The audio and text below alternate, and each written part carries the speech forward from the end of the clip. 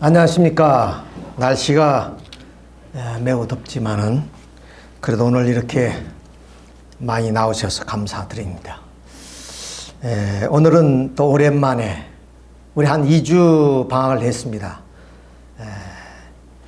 지금 오는 27일이 문선명 총재님의 성화 6주기를 맞이하는 그런 시기이기 때문에 오늘 특별히 통일교의 은혜, 오해와 진실이란 주제로 말씀을 좀 드려보도록 하겠습니다.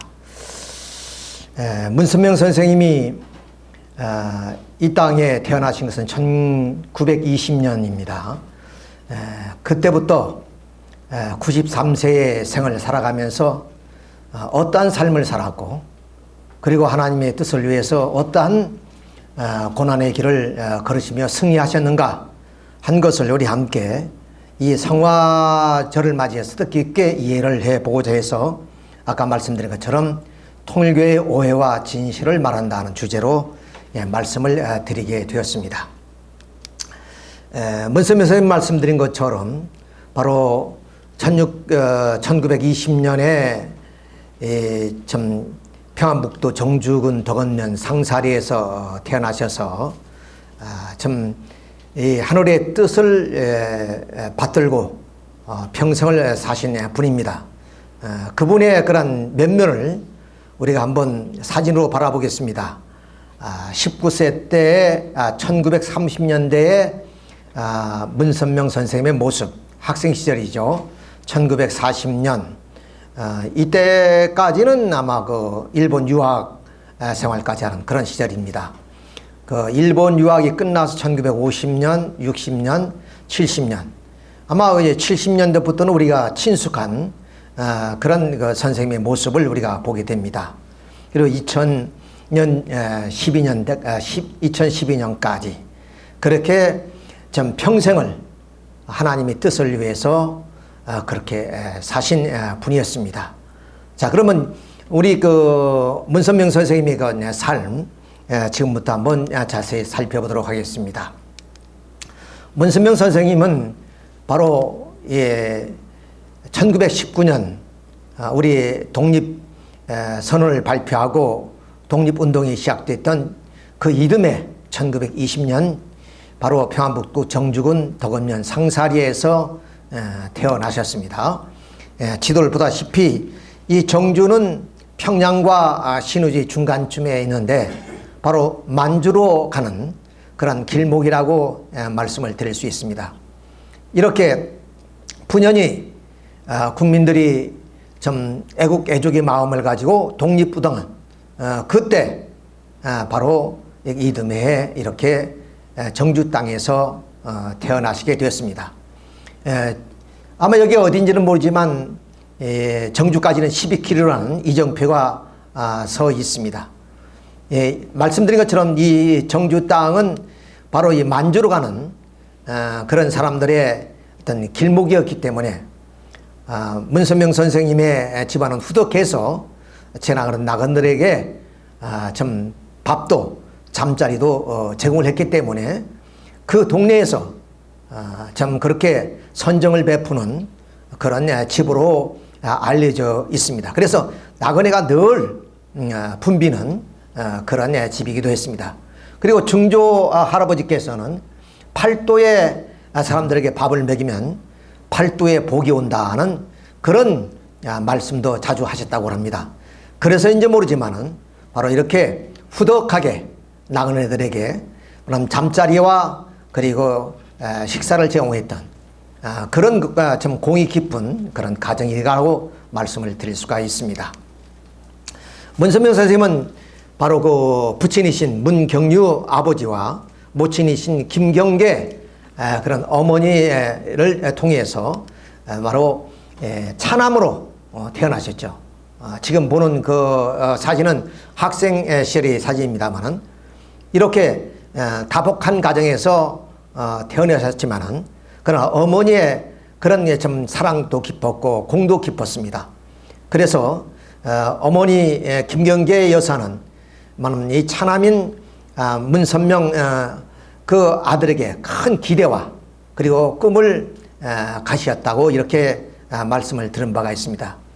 이런 좀 유복한 가정에서 그렇게 태어나신 문선명 선생님의 그 어린 시절에 말하면 가정이라든가 가계를 중심해서 그 인격이 어떻게 형성되었냐 하는 것은 우리가 잠시 말씀을 드리면은 바로 문선명 선생님의 중조분이 바로 그 문정흘이라고 합니다. 선옥이라고도 했는데 문정훈 중조부 할아버지가 바로 이 정주군으로 이사를 오게 됩니다.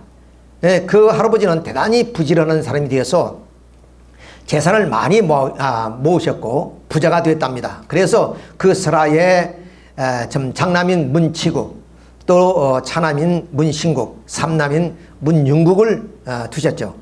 이분들이 바로 문선명 선생님의 할아버님이 되시죠. 근데 문선명 선생님은 바로 장남인 문치국 할아버지로부터 바로 그 혈통을 이어받게 됩니다. 근데 문윤국 할아버지는 바로 일찍이 신학대학을 나와서 바로 목사를 하신 분입니다.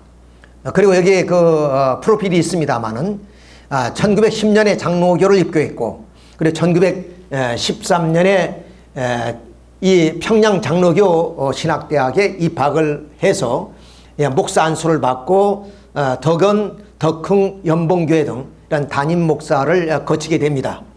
그리고 이 독립운동이 일어날 때는 평안북도 그런 그 책임자로서 3.1운동을 주도해 나가셨던 분이기도 하고, 그리고 임시정부에 군자금을 7만 원이나 송할 만큼 그렇게 그 가정은 물론 넉넉하게 살았는데 그런 그 가게에 많은 형제들의 도움을 받아가지고 그래 군자금을 그렇게 보냈다고 합니다. 1921년에 만주에 거주하는 김숙재 목사라는 그분을 통해서 이 임시정부에 이게 7만 원을 송금했는데 그것이 지금 돈으로 환산하면 한 200억 정도 그렇게 되는데 그분 모습만 뭐 재산을 팔아서 그렇게 한 것이 아니고 그의 모든 형제들의 재산까지도 그렇게 모아서 그런 좀 상당한 자금을 그렇게 보냈다고 이렇게 볼 수가 있습니다. 그런데 그건 일경의 오해를 받을까 봐서 좀 만주에 광산을 한다는 그런 소문을 퍼뜨리기도 하고, 그리고 여자하고 놀아나면서 가산을 탕진했다는 그런 소문도 나곤 했습니다. 그래서 해방 이후에도 그런 소문들이 마을에 나돌았다. 이런 이렇게 좀 임시정부의 군자금을 대는 그런 분들은 대개 그런 오해를 많이 받게 되는데, 우리 문윤국 할아버님뿐만 아니라 다른 분들도 그랬다고 합니다. 예를 들어서 노름을 내서 재산을 탕진했다. 사실은 노름한 것이 아니고 그 돈이 전부 다 임시정부로 그렇게 들어갔던 그런 것이기 때문에 일경의 눈을 피해서 그런 거짓으로 그렇게 불량한 사람으로 이렇게 낙인을 지키는 그런 생활을 하셨다고 그러고, 그리고 이제 이승만 대통령과도 아주 친분이 있고, 남강 이승훈 선생은 대단히 유명한 사람이고, 그리고 그분은 목사이면서도 그리고 이 정주군에 그런 학교도 세우고 그랬습니다. 그 학교를 세울 때 함께 이 문윤국 할아버지가 같이 그 학교를 설립했다는 그런 얘기가 있습니다. 근데 이게 해방이 된 이후에 그분은 이제 목사이기 때문에 좀 정계에 입문하지 않고 좀 이 강원도 정선군으로 들어가서 조용하게 사시게 됩니다. 친분이 있는 이 이승만 대통령 헬기를 3번이나 보내서 함께 정치를 하자고 했지만은 나이가 들었다는 그 핑계를 가지고 거절을 했다고 합니다. 그 최남선 선생이 바로 독립선언문을 쓸 때 그래 그 좀 5인 가운데 한 사람이었고 그런 책임자의 역할을 했던 아주 중책의 그런 사람이기도 합니다. 이렇게 그 후에 이분의 그런 공적이 묻혀져 있다가 노태우 대통령 당시에 이분이 공적이 드러나서 이렇게 좀 애족 훈장을 추수하는 그런 입장에 서게 되기도 했습니다. 이렇게 훌륭한 그런 할아버님을 두시고 그 밑에서 자란 그런 문선명 선생님은 아마 이런 영향을 많이 받으셨다고 합니다.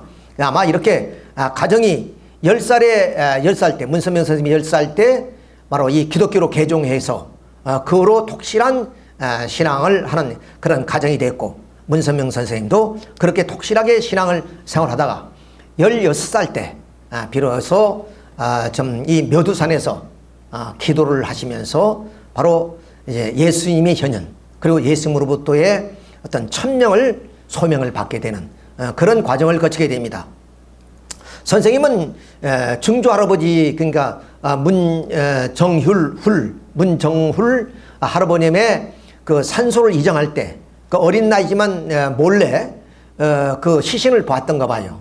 그래서 그 뼈만 앙상한 그 모습을 보면서 야, 죽음이 무엇인가 한 것을 깊게 고뇌하게 되었고, 또 왜 우리의 사회는 이렇게 평화를 이루지 못하고 분쟁과 투쟁을 일삼는 거고 전쟁을 일삼고 이런 일본 제국주의가 이런 약속과를 약탈해가고 이런 데에 대한 많은 고민을 하고 인생과 우주에 대해서 많은 고뇌를 가지고 있던 그런 소년이었다고 볼 수 있습니다. 그렇기 때문에 독실한 그 신앙을 기반으로 해서 남몰래 묘도산에서 기도를 자주 하셨는데, 바로 1935년 16달 때이죠. 4월 17일 날 부활절 날 바로 예수님이 현현하십니다. 그리고 저 어린 그런 문선명 소년에게 그런 그 역사적이고 좀 섭리적인 그런 사명을 맡게 됩니다. 문선명 선생님의 그 회고록을 가운데 이런 말씀이 있습니다. 선생님은 16살 때 비상한 경험을 하였습니다. 부활절 아침에 오랜 시간 눈물 어린 기도 끝에 예수 그리스도께서 선생님께 나타나셔서 많은 계시와 교시를 주셨습니다. 예수님은 심하고도 놀라운 것들에 대해서 말씀을 해 주셨습니다. 북한 땅 고유한 산 중에서 선생님은 여러 번 예수 그리스도와 직접 대화를 나눴습니다. 그때 계시된 진리의 내용이 지금 통일연리의 핵심이 되고 있었습니다. 이 내용을 우리가 보더라도 문선명 그 어린 소년은 심오한 그 인생에 대한 좀 고뇌를 가지고 있었고, 그리고 우주와 인간의 그런 어떤 삶의 내용을 깊게 좀 고뇌하면서 생각했던 그런 소년이었다고 우리가 볼 수가 있습니다. 자, 이런 문제들을 놓고 기도하실 때 바로 예수님이 현현하셔서 이제 바로 하나님은 고통받는 인류 때문에 너무나 슬퍼하고 계시느니라. 그러므로 지상에서 하늘의 역사에 대한 사명을 맡으라는 그런 천륜의 뜻을 받들게 됩니다. 물론 어린 그런 그 문선명 소년에게 있어서는 감당할 수 없는 그런 내용이 있죠.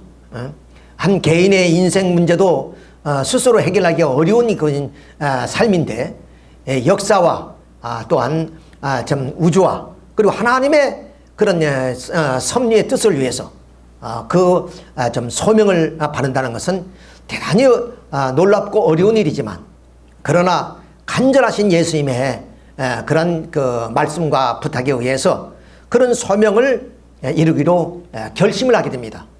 어린 나이에 우리가 생각하면 16살쯤 되면은 중학생쯤 될 나이인데 친구를 좋아하고 그야말로 좀 놀기를 좋아하고 이런 그 좀 철부접는 시대에 바로 이 인류의 역사의 문제, 인생의 문제, 그리고 하나님의 뜻에 대한 문제를 안고 그 소명을 받았다는 것은 참으로 하늘이 선택한 사람이 아니고서는 할 수 없는 일이 아닌가, 그런 생각을 갖습니다. 그래서 선생님은 이때부터 말수도 적어지고 그렇게 활달하고 그리고 뭐 자연을 벗삼아서 그런 동물을 쫓아다니고 자연을 탐구하고 그런 활발했던 그 좀 소년이 이후부터는 그야말로 말수도 적고 뭔가 고민에 빠진 그런 일 속에서 생활을 많이 해 나가셨다고 합니다. 그러다가 결국 늦깎이로 이렇게 이제 학교에 들어가게 됩니다. 그래서 학교 정주 공립보통학교를 들어가서 3년 동안의 수료를 마치고 그 옛날은 뭐 이제 학교가 좀 단계적으로 이렇게 설립이 된 과정 속에서 농촌에는 일찍이 이제 학교가 세워지지 않았죠. 그러니까 되게 이제 늦깎이 그런 그 학생이 됩니다. 아마 선생님도 아마 그런 것 같습니다. 그래서 19살 때 바로 이렇게 졸업을 하고 서울로 유학을 오게 됩니다. 서울에는 경성상고 실문학교, 지금은 중앙대 부속 고등학교입니다만은 당시는 경성상고 실문학교에서 들어가서 또 여기서 한 3년 동안 공부를 하십니다. 유학이죠. 그 서울에 와서 유학 생활을 하게 됩니다. 그 유학 생활을 하지만 남들은 뭐 학생이고 공부를 하는 것 같지만 공부를 열심히 하면서도 그야말로 교회를 열심히 다녀서 교우들과도 친분을 맺고 그러면서 많은 그 좀 성서를 좀 탐독하고 그 성서에서 좀 알지 못하는 많은 문제들을 놓고 좀 홀로 기도 생활을 하고 이런 그 생활을 계속해 나가게 됩니다.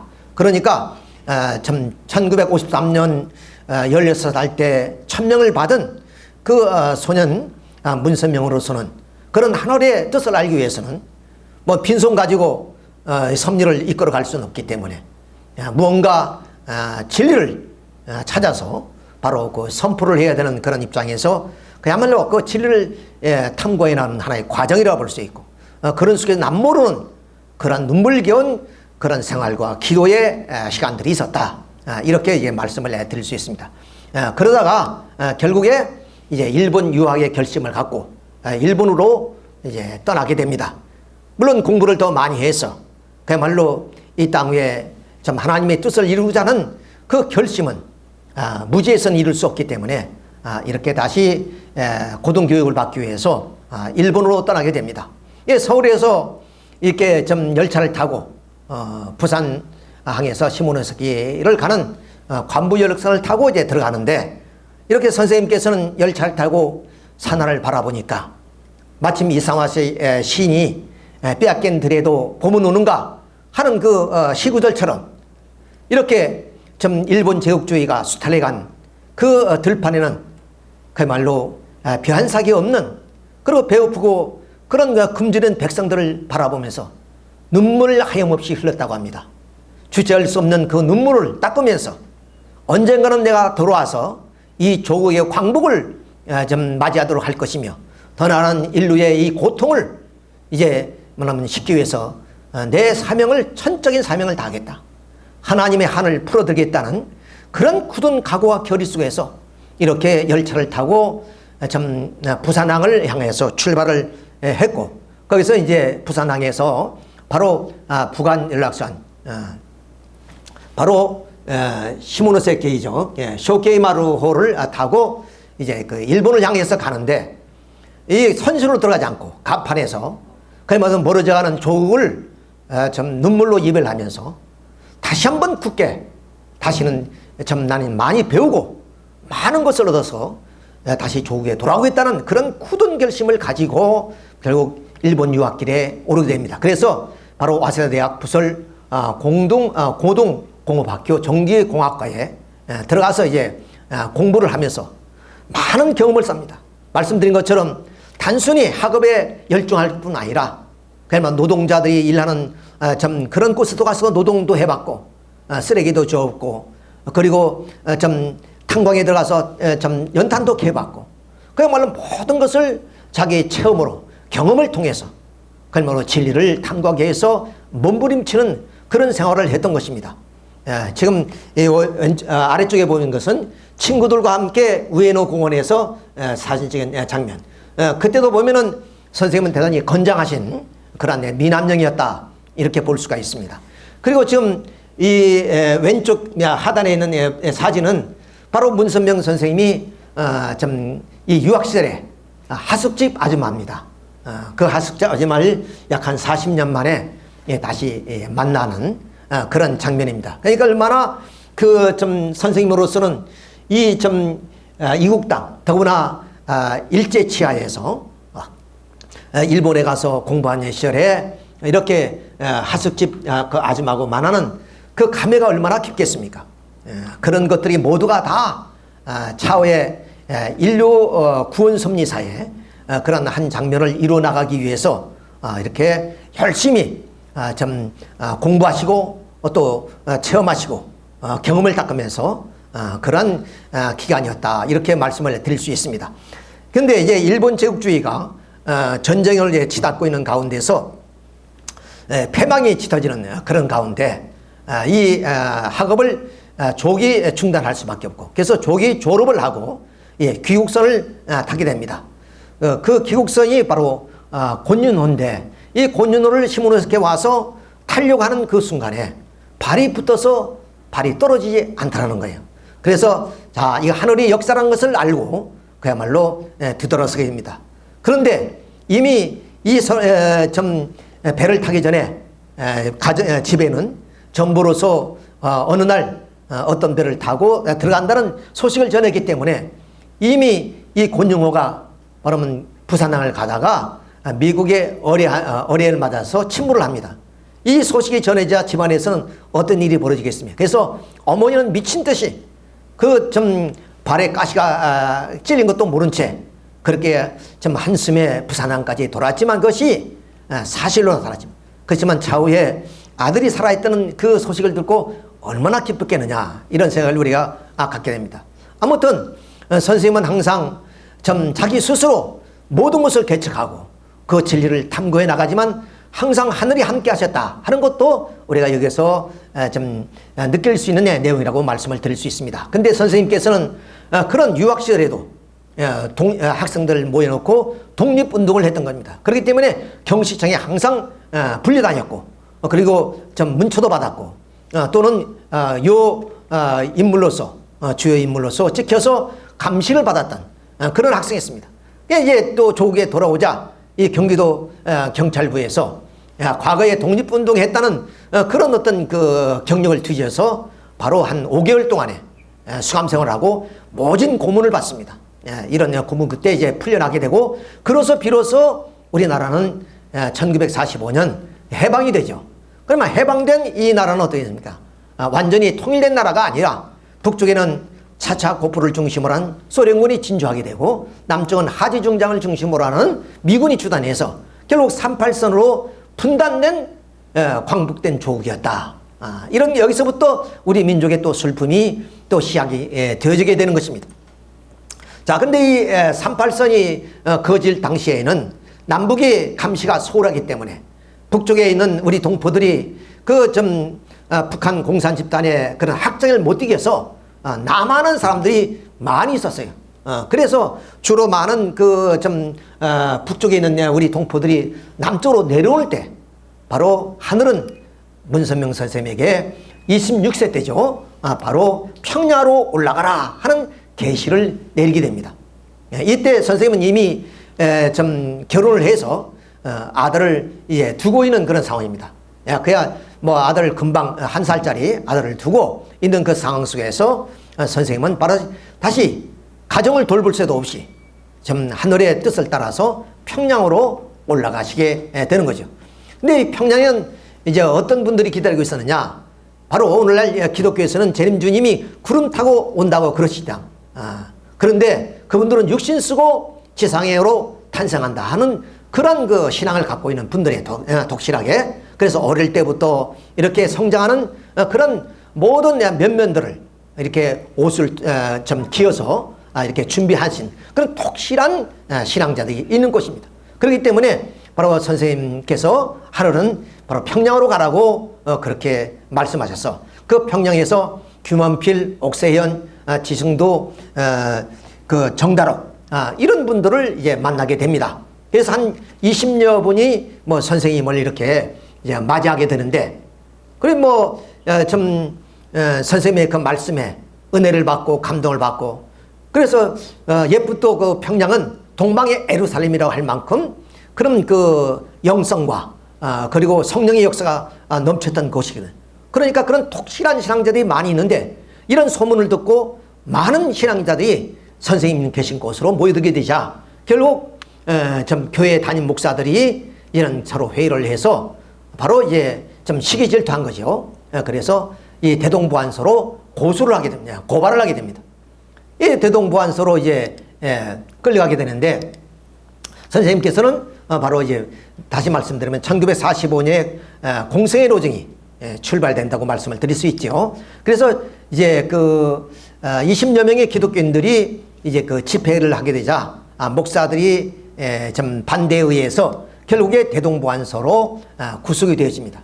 거기서 혹시만 그런 그 고문을 받고 그야말로 사경을 헤맬 정도로 그러한 그 취조를 받습니다. 그러다가 결국에 좀 그 제목이 뭐냐면 다른 사람이 전부 다 남하는데 북쪽으로 갔으니까 이승만 괴뢰정권의 그런 좀 간첩이다 그런 누명이에요. 조사해 보니까 그것은 아니기 때문에 사회에 문란죄를 기해서 그렇게 이제 혹시만 고문을 했던 겁니다. 그래서 완전히 이제 뭐 죽은 입장에서 이제 밖으로 이제 나오셨는데, 아까 말씀드렸던 그런 독실한 신앙들이 선생님을 모시다가 지극한 정성을 통해서 기사회상이 됐죠. 그래서 회복에 대해서 건강한 모습을 다시 찾습니다만은, 그러나 다시 이 북한 당국이 이 종교에 대해서 탄압 정책을 펴기 시작하자 다시 이제 뭐냐면 이제 검거가 돼서 결국 옥을 평양 형무소에 재구속이 되어집니다.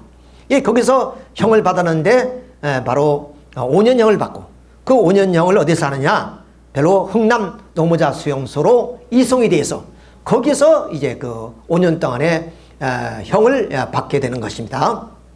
그래서 그 장소가 흥남 덕리 특별 노무자 수용소라는 곳인데, 이런 곳이 어떤 곳이냐면은 바로 여기가 흥남 부두입니다. 그 부두 가까이에 있는 이 비료 공장이에요. 흥남 비료 공장입니다. 이 흥남 비료 공장의 노무자로서 이렇게 수감이 돼 가지고 일을 하게 되는 것이요. 자, 이 환경은 대단히 열악해서 여기에서 뭐 3년을 다 채우지 못하고 많은 죄수들이 죽어갔다 합니다. 지금 그 보이는 것이 바로 그 비료입니다. 이 비료. 이렇게 비료가 생산되어서 그것을 가마니에 넣어가지고 그걸 열차에 실어서 다시 어디로 가느냐 하면, 당시는 이제 뭐 북한 정부란 것은 소련의 허수아비니까 소련에 의해서 세워진 그러한 정부이기 때문에 소련으로 모든 것이 이제 반출돼 나가는 거죠. 그러니까 이 비료 공장은 일제 시대에 일본 사람이 세운 그런 하나의 공장인데, 일본이 패망함으로 말미암아 그것을 그대로 두고 갔기 때문에 이 공장이 그대로 가동되고 있었어요. 그러니까 북한 당국이 이것을 그대로 가동해서 생산되는 이 질소 비료를 바로 이 소비에트로 연방으로 이렇게 이제 나르는 그런 일을 하는 것들이 노무자들이 참 일이라고 볼 수가 있습니다. 그래서 이 노무자들은 하루에 그 할당량이 바로 10명이 1조가 돼서 1,300가만을 묶고 그걸 차에다 실러야 됩니다. 이 노무자 모습들인데, 이런 그 좀 혹독한 환경 속에서 이렇게 좀 죄수 아닌 죄수들이 이렇게 고역을 당하는 그런 곳이 바로 그 흥남 질소 비료 공장이다, 이렇게 말씀을 드릴 수 있습니다. 그 환경을 좀 자세히 말씀을 드려보면, 식사는 어린아이 주먹만한 주먹밥이 하루에 3개 나오는데 그것이 삼시세끼입니다. 이렇게 이제 삼시세끼 먹고, 너무나 좀 혹독한 그런 그 노동에다 먹는 양이 너무나 작기 때문에 사람들은 그 좀 밥이라는 것이 얼마나 귀하다는 것을 좀 우리가 알 수 있듯이, 이렇게 밥 먹다가 죽은 사람이 입을 벌려가지고 그 밥까지도 끓여서 먹을 정도로, 그리고 뭐 콩알이 알라 하나가 이제 좀 집안에 있는 황소하고 바꿀 정도로, 당시에 뭐 콩알 하나를 주면은 석방이 되면 자기 집에 우리 집에 황소 한 마리를 주겠다 할 정도로, 그렇게 좀 그 연약한 환경 속에서 먹을 것도 없는 그런 속에서 중노동을 했다, 이렇게 이제 볼 수가 있습니다. 그리고 선생님은 항상 좀 그런 그 소명을 받고 그런 자기의 어떤 이제 정체성을 잊지 않고 항상 몸을 단정히 하고 그리고 또한 기도 생활을 좀 열심히 하셨다고 합니다. 그러니까 항상 하늘이 지켜주셨다고 보고 또 이런 몽시나 계시를 통해서 좀 같은 노무자들이 선생님이 어떤 분이라는 것을 알아보고 거기서 좀 선생님을 이렇게 모셨다고 합니다. 그래서 결국은 선생님 수라의 12명의 제자가 거기서 이제 탄생을 하게 되는 그런 일까지 생각하게 됩니다. 그리고 항상 노동을 할 때는 힘든 일은 선생님이 좀 도맡아 하셨고 그리고 항상 그 이제 자소서를 쓰는데 항상 그 반성문이겠죠.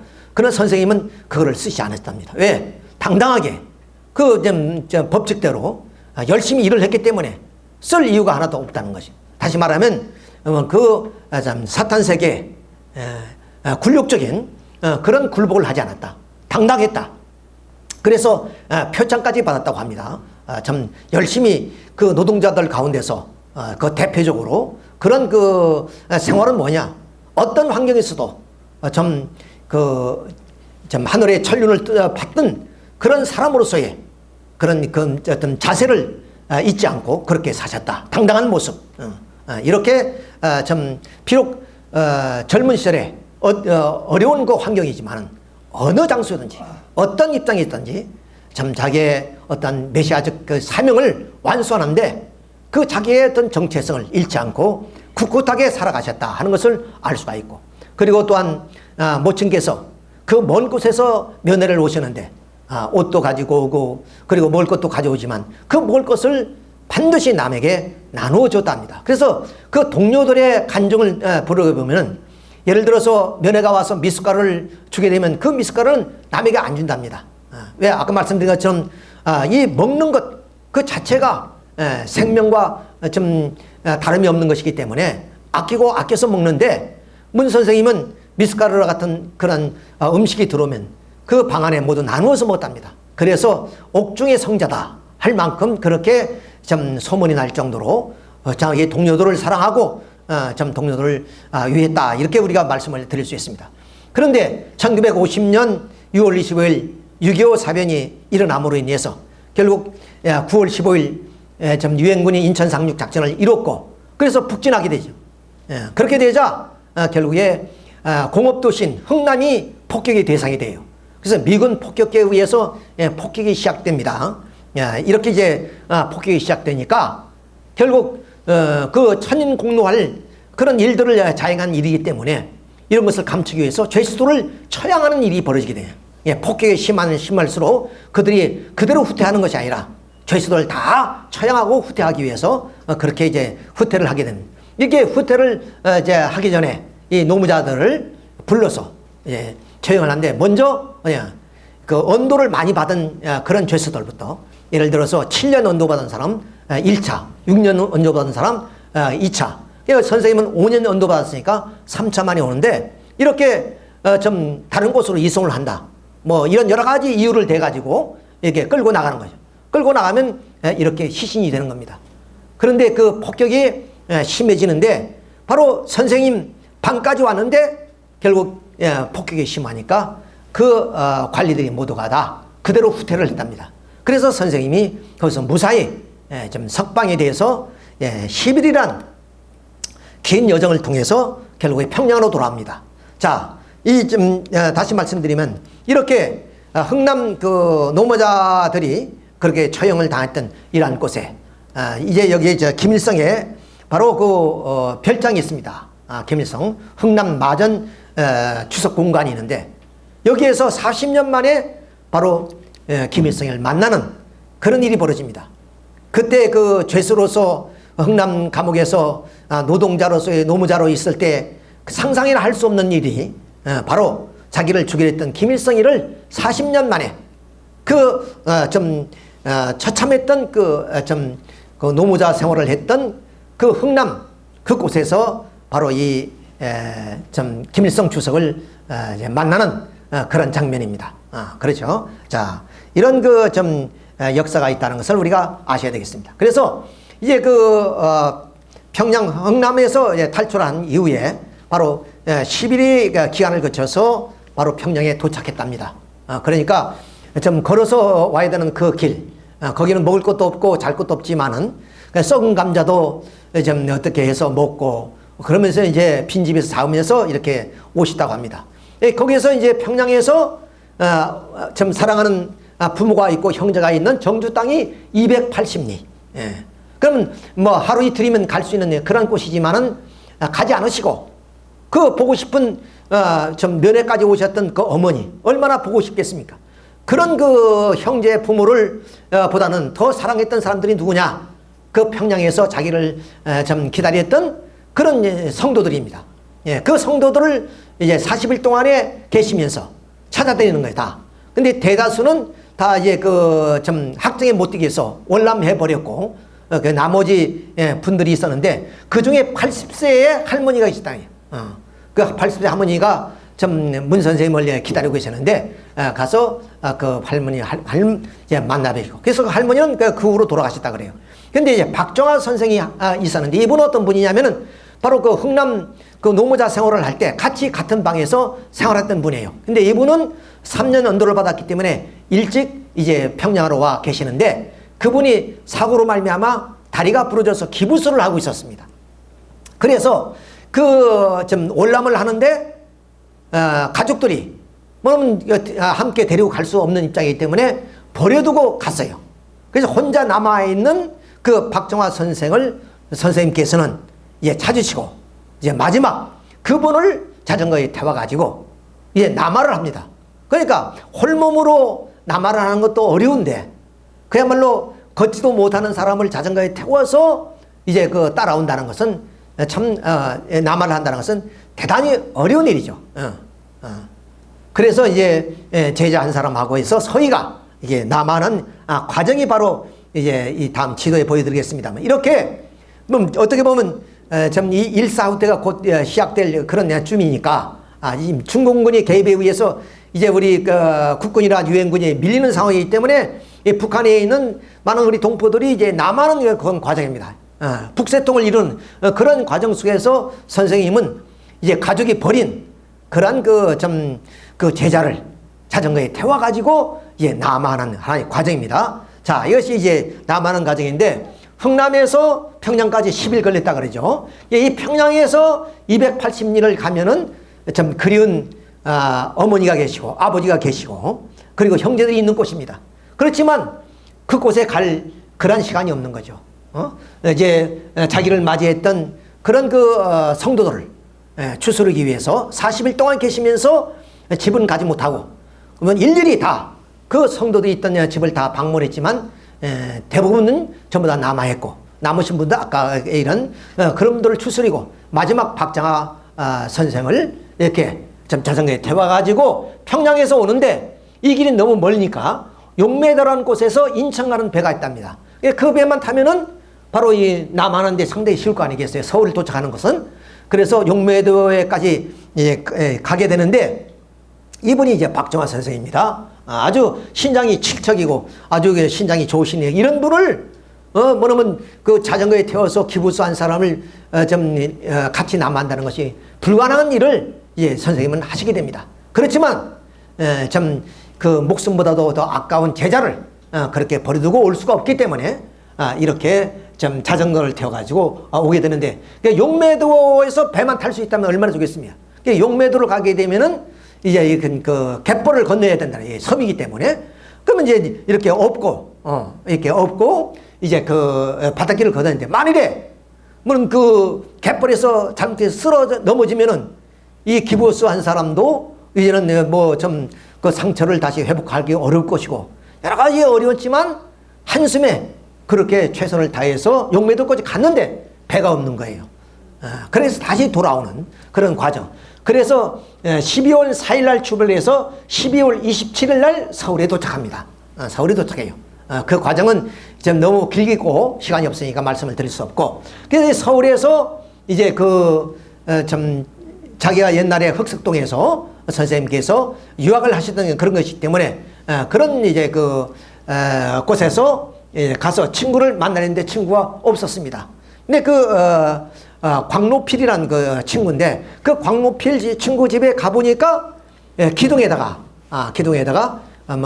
쪽지가 하나 붙어 있더랍니다. 그 쪽지를 펴보니까 어떻게 계시를 받았는지 문선명 스님한테 쓰는 편지였고, 그 편지 내용이 부산에 오면은 40계단을 찾아오라. 그럼 만날 수 있다.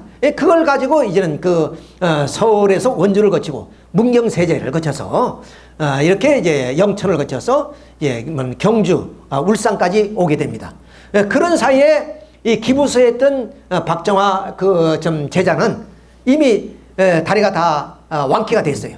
그래서 이 피난 시절에 세 사람이 같이 움직인다는 것은 잠자리도 그렇고 먹을 것도 그러니까 헤어지게 됩니다. 그래서 선생님과 김원필 선생은 화차를 타고 울산에서 부산으로 들어오게 되고, 나중에 이제 박정화 씨도 부산에서 이제 만나는 과정이 있습니다만은, 결론적으로 말씀드리면 박정화 씨는 그런 은혜도 잊지 못하고 결국 선생님과 같이 뜻기를 가지 못합니다. 불신이라고 할까요? 이제 배반하게 되는 거죠. 자, 이래서 선생님은 이제 부산, 그것이 1951년 1월 27일 날 이렇게 항도 부산으로 무사히 내려오시게 되는 거죠. 자, 이게 부산에 내려와서 아까 말씀드렸던 것은 이 분한 시설을 이제 거치게 되는데, 이 40계단입니다. 지금은 잘 정리정돈이 되어서 이제 관광객들이 많이 옵니다만은 옛날에 그 모습입니다. 이때 좀 광로필 선생이라든가 이런 분들을 만나게 됩니다. 아까 말씀드린 광로필 이분은 바로 흑석동에서 유학 시절에 교우입니다. 같은 교회에 다녔던 그런 교우를 만나게 되는데, 이분은 유교가 터지자 바로 그 장교 시험을 치렀어요. 그래서 그 이튿날 장교 시험이 발표되는 날이고, 발표되면 바로 그 자리에서 군 입대를 해야 된답니다. 그래서 바로 그 전날 저녁에 만난 거죠. 밤새도록 선생님과 대화를 하는데, 선생님은 그야말로 인류사적이고 역사적이고 그런 그 우주적인 섬적 얘기를 하시더랍니다. 도저히 이해할 수 없고, 어떻게 보면 친구가 좀 정신이 이상한 것 같다. 그렇게 이제 나중에 자기 그 얘기를 했다고 합니다. 하여튼 그런데 그 이튿날 이제 발표에 가보니까 그야말로 장교 시험에 합격했어요. 그러니까 그 자리에서 이제 헤어지게 됩니다. 그 다음 이제 두 번째 만나신 분이 바로 이 40계단 근처에서 엄덕문 씨는 어떤 분이냐? 바로 와세대학 동창입니다. 이분은 설계를 전공하신 그런 분이죠. 이분은 세종문화 회관이라든가 또 어린이 대공원의 리틀 렌저스 회관이라든가 많은 유명한 그런 건물들을 설계하신 그런 유명한 인사예요. 이분이 바로 이 또 40계단 근처에서 이제 만나게 되죠, 우연히. 이분이 바로 그때 신혼생활인데, 신혼생활하는 가운데서 바로 한 두어 달 동안 그 친구 집에서 머물게 됩니다. 그러니까 방 한 칸에 이제 생활하는데 얼마나 어려움이 많았겠습니까? 그렇게 이제 생활을 하셨고, 그 다음에 또 그럼 이 흥남 감옥의 옥중에서 제자 바로 김원덕 씨를 이제 또 만나게 됩니다. 이분은 그 사하구에 이제 살았던가 봐요. 그래서 이분 집에도 한 보름 정도 그렇게 이제 사시면서 이렇게 이제 좀 어느 정도 그 부산 생활을 하시다가 결국에 어디냐, 이 범내골로 가시게 된 거죠. 지금 그 범내골은 당시 상황을 들어보면은 사람도 살지 않고 그냥 무덤이나 sep고 하는 그런 골짜기였는데, 그런 골짜기에다가 이렇게 보르박스를 가지고 집을 짓게 됩니다. 이렇게 짓겠어요. 이때부터 선생님은 인류 구원에 그 원리를 쓰시기 시작해요. 그러니까 16세 때 선생님께서는 하늘의 소명을 받으시고, 그냥 그 진리가 하늘에서 떨어지는 것이 아니라 그 말씀을 찾아서 선포해야 되고, 인류에게 그 진리를 통해서 인류 구원의 길을 걸어야 되기 때문에 그 진리를 찾기 위해서 그야말로 어린 소년 시절부터 그렇게 탐구를 해 나가셨다. 그러니까 말씀드린 것처럼 그런 그 흑석동의 유학 시절이라든가 그리고 일본 와세대학의 유학 시절에도 단순히 그런 그 공부에만 매진한 것이 아니라 그런 진리를 찾아서 그런 손수 좀 가장 미창의 그런 삶도 사시면서 그렇게 살아왔던 모든 것은 그런 진리를 찾아서 선포하기 위한 겁니다. 그래서 습득됐던 많은 진리들을 이제 찾아서 그것을 하나의 원리로 쓰시게 됩니다. 이것이 바로 1951년부터 그렇게 쓰게 되죠. 자, 여기에 자신 분들이 바로 그 북한에서 지승도 성도 또 옥세현 그런 권사님 이런 분들 정다록 이런 분들이 다시 이제 부산에서 제의를 합니다. 그래가지고 이렇게 소수지만은 한 2평짜리 방 안에서 그렇게 기거하면서 거기서 이제 말씀을 정리해 나가게 됩니다. 그 원리 원본이라고 그러는데 그것이 이제 1951년 4월 10일 날 원고를 쓰기 시작합니다. 지금 쓰던 그때 그 호롱불 그 책상이 지금도 남아 있습니다만은 그래서 1년 만에 1952년 4월 10일 날 그 원본을 먼저 탈고합니다. 완전히. 자, 그래서 나온 것이 그때 뭐냐면 선생님께서는 너무나 외로우셨던 거 봐요. 그래서 하나님께 기도를 하셨답니다. 너무 외롭다고 사람이 그립다. 그때 뭐냐면 그 밑에 있는 바로 이 전도사입니다. 고려 신학교 학생이었는데 이 부전교회에 그 전도사로서 심호를 하면서 저 범내골 산골짜기에 이상한 청년이 있다. 이 소문을 듣고 그야말로 호기심 반, 이무심 반 하면서 정성을 들여서 이제 그 기도를 하는데 그 산 쪽을 바라보면 불빛이 쫙 빛이 납니다. 광채가. 그래서 그 광채를 따라 가가지고 문선명 선생님을 만나게 되죠. 그 날이 바로 이 원고를 탈고한 날이에요. 그래서 그때 선생님이 만났는데 뭐 이 어린 처녀 아가씨로서는 학생으로서는 감당할 수 없는 얘기를 그런 얘기들을 이제 많이 듣게 되죠. 그래서 그런 그 의심과 함께 그분의 그 기도에 감동이 되어 가지고 결국 자기의 신앙을 이제 개종하게 됩니다. 버리고 그렇게 이제 선생님을 평생 이분은 평생 지금도 살아계십니다만은 평생 따라오신 분입니다. 자, 이렇게 선생님은 이렇게 종이도 없는 그런 시절에 이렇게 원고를 쓰셔서 오늘 그것이 기본으로 해서 원리 해설, 원리 강론, 원리 본체론 이런 통일론이 교리가 나옵니다. 여기에 우리가 주목해야 될 것은 원리라는 그 얘기를 우리가 생각해 봐야 합니다. 그 원리라는 것은 어떤 것이냐? 바로 이 우주의 원리, 이 우주의 원리를 말합니다. 다시 말하면 그것은 하나님의 창조의 원리를 의미하는 것이고, 그러니까 어떤 지금까지 어떤 그 사상도 그리고 그 신학도 이렇게 원리라는 말을 붙일 수가 없는 내용들이에요. 왜? 그것은 다 모두가 부분적인 것이기 때문에 그렇습니다. 그런데 이런 그 원리라는 말을 썼다는 그것은 그건 대단한 겁니다. 우주의 형성 과정이라든가 창조 과정이라든가 그러면 이 역사의 그런 원리라든가 인생의 근본 원리를 의미하는 거예요. 그러니까 모든 이 진리를 의미하는 거죠. 인류의 진리를 의미하는 거예요. 그런 그 원리를 뭐냐면 이렇게 이제 발표하게 됐다 하는 겁니다. 그러니까 인류 역사를 통해서 수많은 철인이나 성인이나 또는 그 신학자들이 이 원리를 찾아서 그렇게 헤맨 거거든요. 그래서 지금까지 밝혀졌던 그런 하나의 모든 그 사상이라든가 그런 그 이념이라는 것은 하나의 부분적인 것이지 근본적인 것은 아니다 말이에요. 그러니까 지금도 끊임없이 그 원리를 찾아서 많은 신앙인들이 좀 깊은 심산경에 가서 기도를 하면서 그 원리를 찾고자 하는 것이고 또 철인들도 마찬가지고 그런 그 원리를 끝없이 찾아 헤맸던 그런 그 원리, 이것을 문선명 선생님은 이제 비로소 이 토탐집에서 완전히 정리를 하시고 그것이 원리 해설, 원리 강론으로 나와서 오늘 전 세계의 인류에게 이 말씀을 선포하게 되었다 하는 것을 우리가 알아야 됩니다.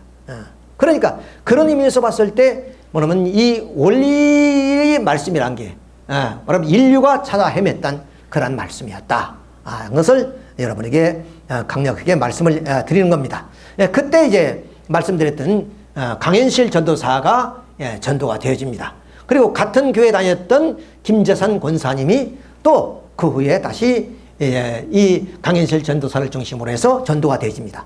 또 이완 목사님은 바로 그 일본 신학대학을 다니면서 신사참배를 이제 거절했기 때문에 퇴학을 당합니다. 아주 독실한 신앙자이고 신사참배를 거부했던 그런 젊은 사람이었습니다. 26세 때 이제 목회를 시작했는데 이분도 이제 그 제주에서 피난 생활을 하게 돼요. 근데 북한에 좀 선생님을 맞이했던 옥세연 그 할머니를 이제 만나셔서 그야말로 그 젊은이가 어떤 젊은이가 좀 이런 그 위대한 말씀을 선포하고 계시다는 그런 말씀을 듣고 입교를 하게 됩니다. 제주에서 부산을 와가지고 그 이봉훈 장모님은 또 이 이완 목사님에 의해서 다시 입교를 하게 됩니다. 이렇게 해서 그야말로 독실한 신앙자들이 이 부산 성도의 피난 생활을 통해서 전도가 되어지게 됩니다. 이렇게 전도 생활을 하다가 결국 우리는 이제 54년 휴전이 되고 서울로 이제 수도가 옮기게 됨에 따라서 결국 선생님도 서울로 가시게 되면 그때부터 또 서울 교회를 개척해 나가시게 되죠. 자, 그 교회 개척은 바로 1953년 5월 1일 날 문고부 등록에 의해서 세계 기독교 통일 신령협회라는 그 교단이 좀 창립이 됩니다. 이때 그러니까 정식 이런 그 국가가 인가를 해준 그런 교단이다. 뭐 사이비 종교 아니죠. 이것은. 근데 그 교회 건물이란 게 뭐냐? 이거 새방입니다. 세대문 교회라고 해서 뭐는 그 북학동에 있는 이런 그 세대문 교회에 조그만 방 좀 두어 칸을 빌고 여기에서 통일교회가 서울에서 시작이 되어진다 하는 것을 말씀드릴 수 있습니다. 자, 여기서 이제 많은 그런 엘리트의 학생들이 전도가 되어집니다. 교수가 전도되어지고 학생들이 전도가 되어서 늘 이 자그마한 집이지만 여기에서 그런 그 학생들이 와서 강의를 듣고 말씀을 듣고 이렇게 이제 하게 되자. 자, 이렇게 되니까 어떻게 되냐? 주로 오시는 분들이 미션 스쿨의 학생들입니다. 그러니까 연세대학교, 이화여대 이런 학생들이 좀 기숙사에서 그 생활하면서 사감 몰래 이렇게 그 교회를 문 밖으로 나와가지고 입구까지 와서 그렇게 선생님 말씀을 듣고 그 말씀에 취해서 살게 됩니다. 그러니까 이화여대에서 문제가 되었습니다. 미션 스쿨이고 북감리교회 재단의 그런 지원을 받고 있는 학교 입장에서 학생들이 통일교 이단 교회를 간다는 것은 용납될 수 없는 일이죠. 그래서 김한란 당시의 총장인데 김한란 총장이 그 종교학 교수였던 김영은 교수에게 바로 왜 학생들이 이 통일교회에 가는지 가서 알아봐라. 이렇게 해서 이제 파견을 하게 됩니다. 그래서 김영은 선교사는 자기가 교수직이라는 것을 감추고 와서 이제 며칠간 말씀을 듣게 됩니다. 이분은 역시 뭐 신학 공부를 전공하신 분이고 신앙자이기 때문에 그 말씀에 감동이 되고 좀 감화되어서 그야말로 거기서 큰 은혜를 받게 됩니다. 그래가지고 결국에 거기서 이제 결심을 하게 되죠. 그래서 이제 김한란 총장한테 와가지고 보고를 합니다. 우리가 찾았던 진리를 찾았습니다. 거기가 바로 우리가 찾던 진리가 있는 곳입니다. 이렇게 해서 보고를 하게 되자 김한란 총장은 카드를 제시합니다. 바로 이제 뭐는 통일교를 갈 것이냐, 교수직을 유지할 것이냐. 그때 이제 김한란 총장은 비로소 교수직을 좀 퇴임하고 이제 좀 문 총장을 따르는 결심을 하게 됩니다. 이분은 이제 처녀분이에요. 참으로 좀 미인이시고 이런 분인데 그 모든 그 좀 엘리트 계층의 이 교수직을 좀 뜻을 위해서 버리는 이런 일까지 벌어지게 됩니다. 자, 이렇게 되자 어디냐? 사회가 들고게 되고 교회가 들고게 됩니다. 어떻든 간에 이러한 그 어려움 속에서 교회 창립이 이루어지게 되고 그 창립한 곳은 바로 이렇게 조그마한 새빵집이었고 그 새빵에서 이런 좀 많은 학생들이 또 교수들이 몰려와서 공부를 하게 됐다 하는 것은 놀라운 기적과 같은 일이 아닐 수가 없다. 이렇게 말씀을 드리죠. 그래서 창립 기념으로 이렇게 그 이튿날 이렇게 우리들은 통일교에서는 식구라 그러죠. 식구들이 모여서 기념 촬영한 그런 장면입니다. 그리고 이런 독실한 신앙자들이 모여서 남산에 성지란 곳을 정해놓고 거기 가서 그야말로 기도 정성을 드리는 그런 일들이 일어나게 되죠. 이게 추운 겨울에도 선생님께서는 외투도 없이 이렇게 남산에 올라가서 기도 정성을 드렸던 그런 예시를 우리가 볼 수 있습니다. 그 교회가 다시 흥인동으로 옮겨지게 됩니다. 그래서 이 흥인동에서는 이렇게 교수들 그리고 학생들이 열심히 이제 공부를 하게 되고, 그리고 그래서 이제 이 시험을 치게 돼요. 시험을 우리 지금 식구님들도 가끔 뭐 교회 시험, 교구 시험, 협회 시험을 치릅니다만은 이때는 대단히 좀 논리적인 그런 시험을 치렀던 그런 때인가 봅니다. 자, 이렇게 해서 이 엘리트 계층에서 붐이 일어나기 시작합니다. 비록 교회는 허술하지만 그럼 당시에 교수와 학생들이 몰려. 그러니까 이런 좀 서울에 올라와서 기적과 같이 이런 젊은이들이 이런 학생들이 말하면 선생님을 중심하고 모이기 시작하게 되는 거죠. 자, 이렇게 되자 어떠냐? 학교가 당황하게 되고 또 기독교가 또 이제 당황하게 됩니다. 자, 이렇게 돼서 학교는 그야말로 무리수를 뜨게 되죠. 그것이 바로 교수 반연이라는 무리수를 뜨게 됩니다. 그래서 이와에 대해서는 김영은 그리고 양윤영, 이정호, 한충화, 전복 교수가 그냥 퇴직을 당합니다. 그러니까 우리는 엄연히 자유민주주의 국가로서의 종교의 자유가 있음에도 불구하고 이렇게 좀 신흥 종교를 탄압하는 그런 하나의 좀 일이 벌어지게 됐다 하는 사실입니다. 뿐만 아니라 학생들도 많은 학생들이 나왔지만은 여러 가지 사정 때문에 15명만 결국에 결심을 하고 퇴학을 당합니다. 그런 분이 신미식, 정대화 이런 분들이고 오늘날 이 초대교회의 중심 멤버들의 그런 하나의 부인으로서 그런 역할들을 다 해왔습니다. 연세대에서는 황한채, 유경구라는 이런 분들이 퇴학을 당해서 문총재님을 좀 따르는 그런 하나의 출발이. 자, 이렇게 되자 말씀드린 것처럼 자유민주주의 세계에서의 종교의 자유가 있는데 이런 신흥 종교를 비판하고 좀 교육의 자유를 박탈한다는 것은 이것은 어느 도단이다. 그래서 각 신문마다 이렇게 막 이제 보도를 합니다. 사실상 그럴 수밖에 없는 것이 언론에도 이런 보도가 이런 것이 되자 이 언론이나 사회가 또 학교가 변해버립니다. 물론 이렇게 해서 이제 학교에서도 체면이 구기고 이렇게 하지만은 그때 당시에 정권이 뭐냐? 이승만 정권이었고 부통령이 바로 이기봉이었습니다. 이기봉 부인 박마리아가 이화여대 부총장이었어요. 그 권세 때문에 결국 언론의 보도도 무색해지게 된다. 그래서 사회 여론이 어떻게 그러냐? 자, 벌벗고 춤추는 그런 집단이다. 사회를 물랑케 하고 그리고 가정을 파탄하는 그런 집단이다. 이런 소문이 급기야 이 사회에 번지기 시작합니다.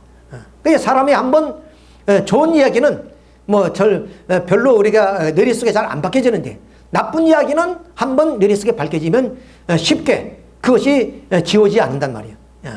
이런 하나의 사건으로 말미암아 오늘까지도 통일교회는 이단십에 지금 휩쓸려 있고 또 벌러벗고 춤춘다든가 가정을 파괴한다든가 이런 것이 지금도 이 교회마다 이렇게 좀 이단 시비로서 이야기해지고 있다는 것은 이때부터 시작이 됐다.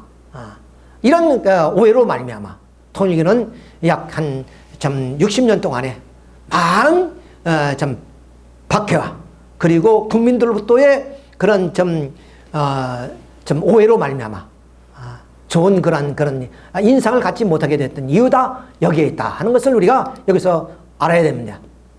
급기야는 어떻게 되냐? 이제 사회 문란죄나 여러 가지 이름을 붙여가지고 이렇게 문선명 선생님을 중심으로 해서 유혜원, 김원필, 유효민, 유혜용 이 네 사람이 다시 수감이 됩니다. 이렇게 해서 수감이 되죠.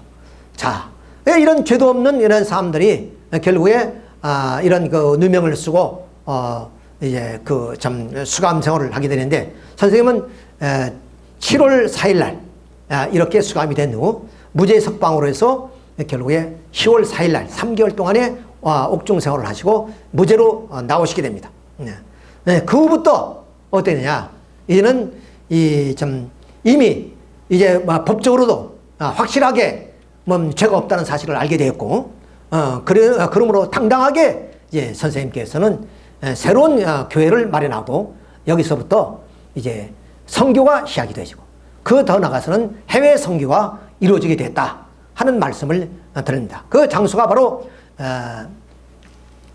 이 서울대학교 서울역 뒤편에 있는 청파동이라는 곳에 이렇게 교회가 이전이 되어서 이런 선교가 시작이 되어지게 됩니다. 이화여대 학생들이 이 퇴학사건 이후에 1주년은 기념회에서 찍은 하나의 사진의 몇 면을 보게 되고, 또 그분들이 결국 좀 6개월을 남겨두고 퇴학을 당했기 때문에 결국 숙명여대로 학적을 옮겨가지고 결국 마지막 졸업장을 받습니다. 이렇게 해서 이제 그 대학가의 박해를 넘어서는 그런 하나의 과정을 거치게 됩니다.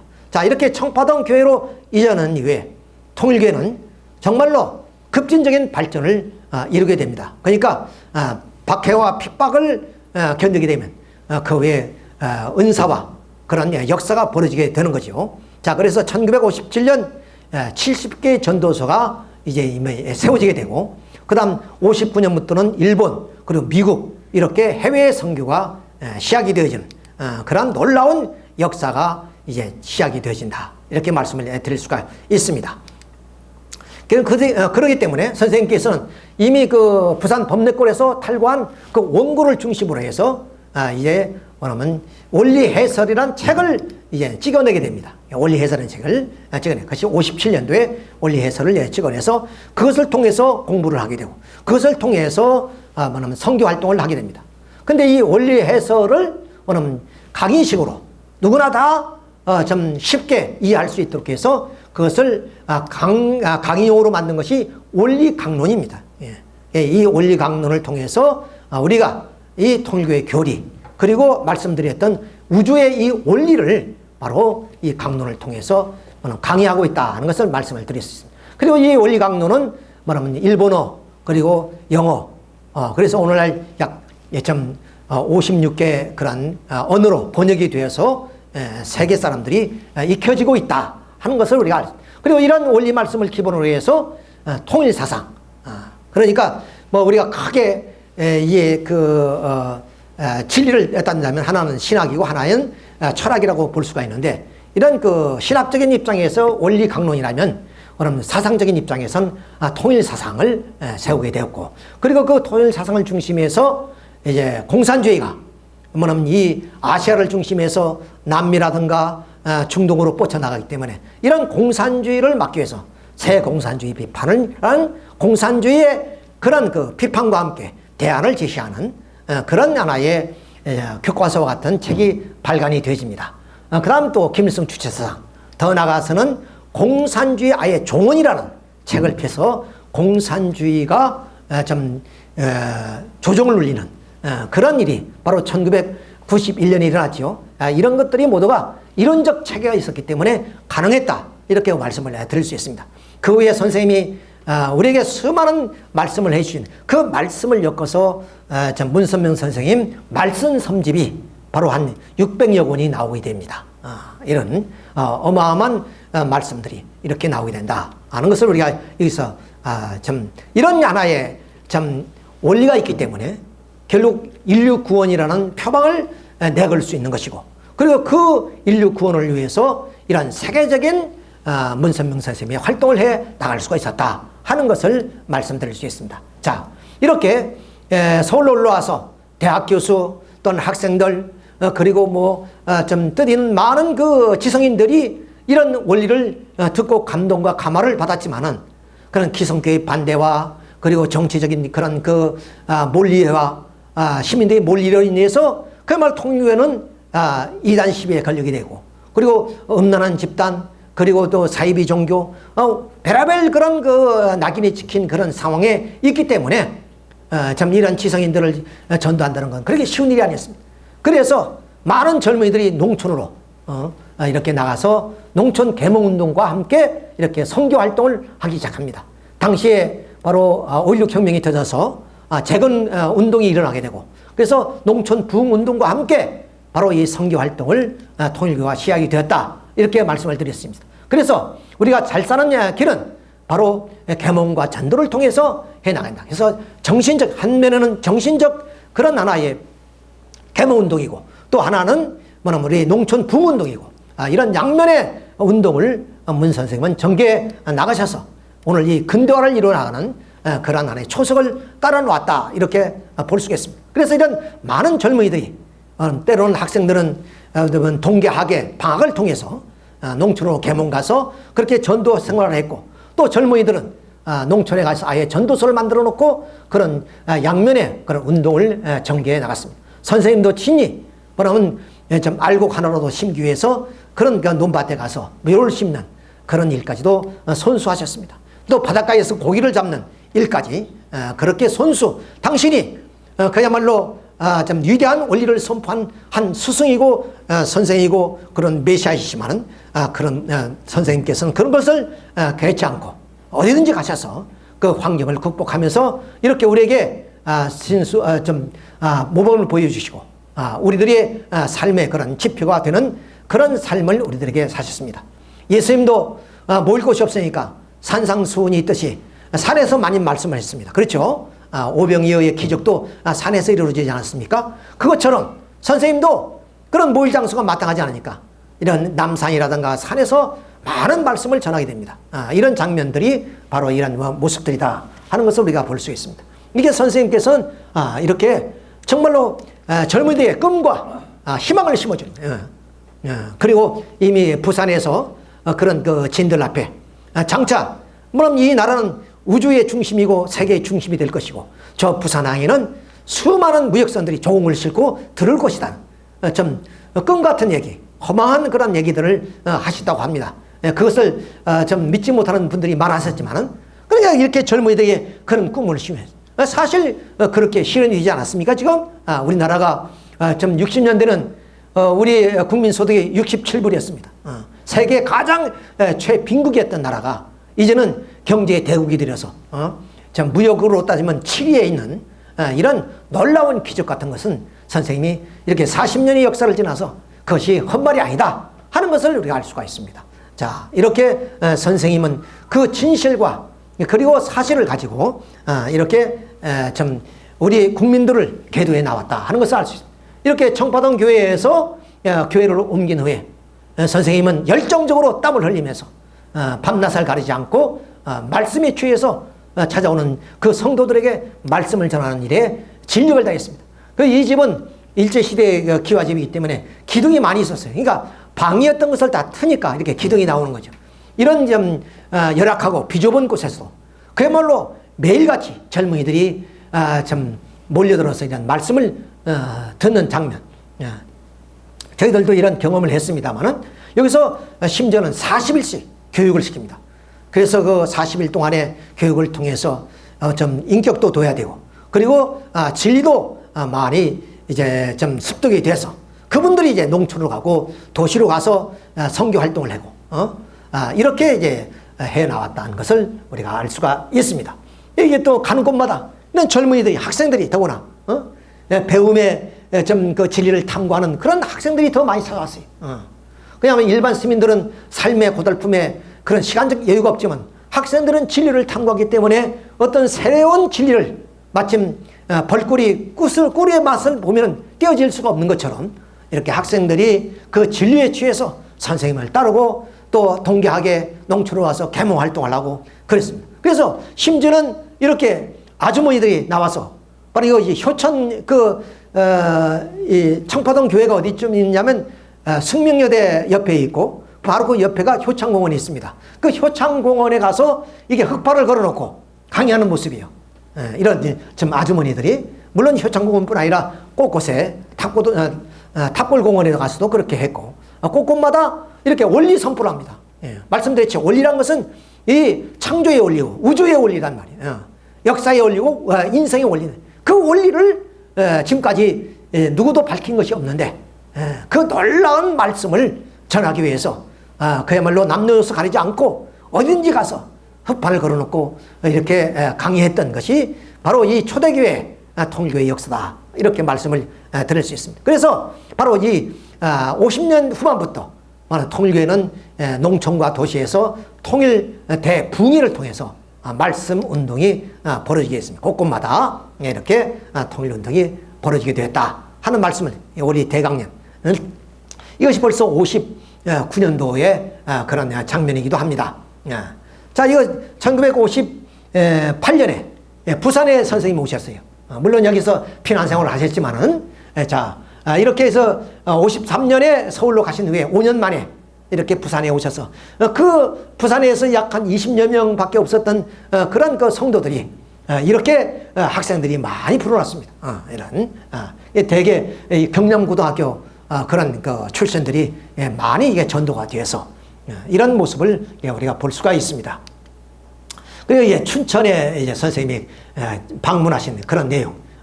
이렇게 젊은이들이 뭐냐면 이제 뭐 좀 교통기관을 통해서 지방으로 내려가서 이제 전도소를 마련하고 선교 활동하는 그런 하나의 출발 과정입니다. 그러니까 돼서 이제 곳곳마다 말씀을 전하기 위해서는 이 원리 해설을 이제는 책으로 이제 출간을 해가지고 이제 뭐는 가는 사람에게 이게 뭐는 책을 다 가지고 가서 이 말씀을 전하는 그런 과정이 이렇게 출판하는 과정입니다. 근데 좀 놀라운 일은 크리스천 아카데미에서 이 통일교가 이단 시비에 좀 문제가 많으니까 통일교 그 비판이라는 그런 그 제목을 가지고 크리스천 아카데미에서 이렇게 세미나를 갖게 됐습니다. 그 세미나의 그 이제 주제를 발표하신 분이 바로 선암동 교수예요. 연세대학교 종교학 교수인 선암동 교수가 이렇게 그 통일교 비판이라는 책을 써가지고 이렇게 이제 발표를 하게 됩니다. 그러니까 좀 기라성 같은 그런 그 신학자들이 모인 가운데 저희들도 이제 우리 측에서 이제 참석하고 해서 이걸 이제 발표하는데 이분이 그 발표 과정에서 어떤 말씀을 하시냐. 우리 신학에서 가장 위대한 조직 신학이 있다면 그건 통일 신학이다. 이런 발표를 합니다. 그 중에는 책임 분담론이 위대하다는 그런 얘기입니다. 그러니까 오늘날 그 신학이란 것은 하나님이 은총에 의해서 우리가 구원을 받는다 하는 그것이 주된 그 신학의 흐름인데 우리 통일 신학의 입장에서는 그것이 하나님의 은총도 은총이지만 인간의 책임 분담이 합해졌을 때 결국 하나님의 뜻은 이루어지게 됐다 하는 것이 통일 논리의 그런 주된 내용입니다. 그렇잖아요. 우리가 어떤 일을 하는데도 그런 어떤 그 축복도 있지만 물론 그 축복을 받기 위해서는 인간의 노력이 없이는 이루어질 수가 없다. 예를 들어서 우리가 정조영 회장이 소 한 마리 값을 가지고 이 남한에 와가지고 대기업을 일굴 때까지 그야 하늘의 축복 속에서만 이루어졌다고 볼 수 없죠. 각고의 노력 끝에 그야말로 그 피눈물 나는 노력을 통해서 그런 그 기업을 일구듯이 이렇게 구원의 역사라도 하나님의 은총으로만 되어지는 것이 아니라 인간의 그런 노력과 정성과 기도와 노력을 통해서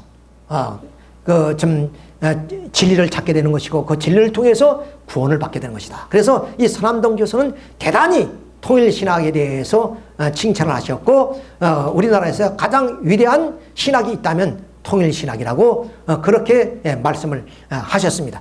자, 이런 걸 보더라도 아버님 문선명 선생님이 발표했던 그 원리라가 얼마나 위대한 원리인가 하는 것을 우리가 알 수 있습니다. 2000년 동안에 기르상 같은 그런 신학자들이 있을 거 아니에요. 그 신학자들이 밝히지 못한 그런 내용들을 창조 그리고 타락 그런 종말 부활 이런 내용을 뭐냐면 엮어나가는 그 조직신앙의 내용이 정말로 그 선암동 교수의 입장에서는 감동이 되었다고 이렇게 볼 수가 있습니다. 자, 이렇게 해서 이제 이름이 신학계에서 인정을 받았지만은 그러나 사람의 그런 그 편견이란 것은 하루아침에 지울 수 없잖아요. 그러니까 그 편견 때문에 오늘 지금까지도 교계에서는 통일을 이단시하고 있다는 것을 알 수 있습니다. 그래서 1960년에 들어서 문선명 선생님은 한학자의 서화의 그런 좀 어린 양 잔치인 축복을 받습니다. 이렇게 해서 인류의 참부모로 당당하게 이제 올라서는 그런 하나의 입장이 되고 자, 부모는 자녀가 있어야 부모가 있는 거죠. 그래서 먼저 3자녀를 축복해줘서 그들이 가정을 이루게 되고, 그 다음에 36가정, 72가정, 124가정 이렇게 해서 그 가정수를 넓혀나가서 36만, 뭐 4묵상, 뭐 이렇게까지 세계의 그런 축복 가정들이 탄생하게 되었다 하는 것을 말씀을 드릴 수가 있습니다. 이것은 결국에 통일교 역사가 기독교는 2000년, 불교는 2500년이죠. 유교도 2500년. 긴 역사를 통해서 세계적인 종교로 등장을 합니다. 그런데 통일교는 3, 40년, 짧은 기간 속에서 핍박과 박해와 몰리에로 말미암아 몰리고 쫓기던 이 교회가 그야말로 세계적인 종교로서 이렇게 성장할 수 있었던 것은 하늘이 함께하지 않고서는, 또 문 총재님이 참 그렇게 메시아요, 참부모요, 인류의 평화의 왕이 아니고서는 그분이 발표하신 그 원리 말씀이 진리가 아니랐다면 그것이 과연 이루어질 수 있을 것이냐. 그동안에 많은 종교주들이 좀 일어났다가 좀 역사 속에 사라졌지만, 그런 분들은 뭐냐면 실력 역사는 있었지만은 진리가 없었다는 거죠. 진리가. 그렇기 때문에 그러면 실력 역사와 함께 진리가 함께 했을 때만이 그 종교는 영원할 수 있고, 그리고 그런 천륜의 뜻을 이루어 나갈 수 있다. 이렇게 말씀을 드릴 수 있습니다. 그리고 말씀드린 것처럼 우리나라는 이제 남북의 분단 상황에서 아주 남북한이 경색되어 있는 입장입니다. 어쩌면 북한은 그럼 전 국토 요새화, 전 국민이 무장화, 전 국군이 간부화, 이런 3대 그런 주체상을 걸고 남침을 노리고 있는 그런 때입니다. 그래서 선생님께서는 1968년에 국제승공연합을 만들어서, 국제승공연합, 그냥 우리나라 승공연합이 국제승공연합을 만들어서 그야말로 방공 최일선에 서서 그럼 이 조국의 안보를 책임지는 일들을 해왔다.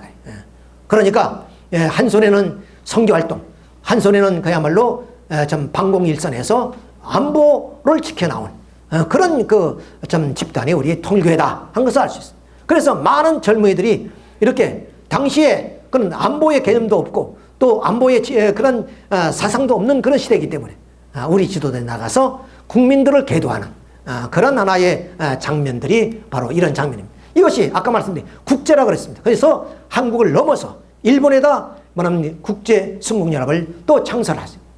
북한에는, 일본에는 뭐냐면 정치적인 공산당이 있지 않습니까? 합법적으로 공산당이 있습니다.